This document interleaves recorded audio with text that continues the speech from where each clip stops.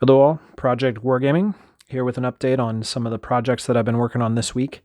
So Dad and I have been continuing to play our ACW campaign, but I think we're going to take a pause on that. Both of us are getting a little burned out on American Civil War, and we're not super happy with how the rules have turned out for the campaign. So need to go back to the drawing board and kind of rework those to make them more like something we want to play, I guess.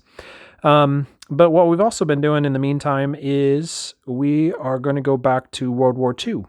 And instead of using Fistful of Tows, which is a battalion level game, we're actually going to try out I Ain't Been Shot Mom, which is a Two Fat Lardies rule set. Alex over at Storm of Steel on YouTube has a lot of great videos on these, and I always wanted to do a Two Fat Lardies rule system, just haven't done it yet.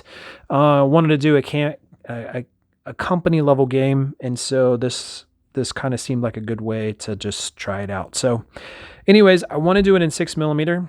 Lots of guys play it in 15, I think. This seems to be the predominant scale that they play it in. I've seen some really cool looking 6mm games out there though, which is what I'm going to do it in. So a couple of the things, I still have yet to play a game, but a couple of things that I've noticed in the rules is that you need to keep track of casualties, and you need to keep track of shock. And so, trying to remove casualties per figure on a base is going to be pretty tedious for 6mm. So I decided to try to make up a little squad base myself. So here is what I have worked on. This is just some Fallschirmjägers that I've been painting up.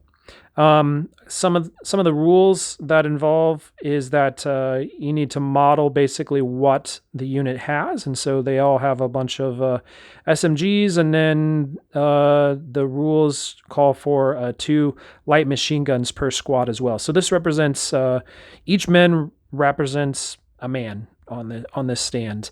But instead of trying to remove each casualty, what I did was I modeled these bases here. And so you can see that they have numbers in there as well. And all you got to do is turn it, and that should be able to indicate your casualties on your bases. So you can see on the bottom, I also magnetized them. So once I get them, I can store them easily in my trays. Here's the 2 pieces. So put this into Tinkercad and worked it up over the last week or so. Lots of fiddling around, but they basically fit together really nicely. Even without magnets or anything on them, they still fit together really nice, and they turn. But what I did was I modeled them to fit a bunch of these super magnets that I have just lying around. These are probably oversized for this, but it's what I got. I got like 200 of them, so I figured I'd just go ahead and use them. But they work super well. Here is one in clear. You can kind of see what's going on here a little bit better. But magnets go there, modeled so that the number hits out. That's a squad base, and then I have a smaller base for your guns. And I don't think leaders require you to have casualties on them, but your machine guns and other support weapons will most likely be on these bases. I might need to model one that's a little bit bigger for, like some 76 guns or something like that. So we'll see. And then I will just keep the vehicles and the tanks on the bases that I've been using. The other thing that I needed to model up was some way to keep track of shock. So I did a very similar thing, same dial, same basic top, but I printed them off in clear red, and then also made this cool looking little explosion token.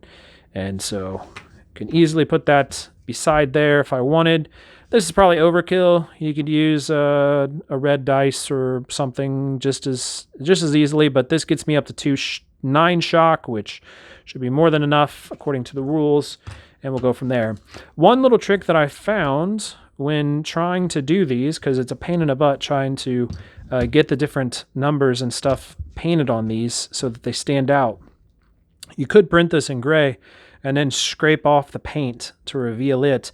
But what I found was I used this paint pen, and so I just dabbed it, got the paint going, and then I went in and I could actually draw on the numbers themselves, and that seemed to be the easiest and fastest way to do it.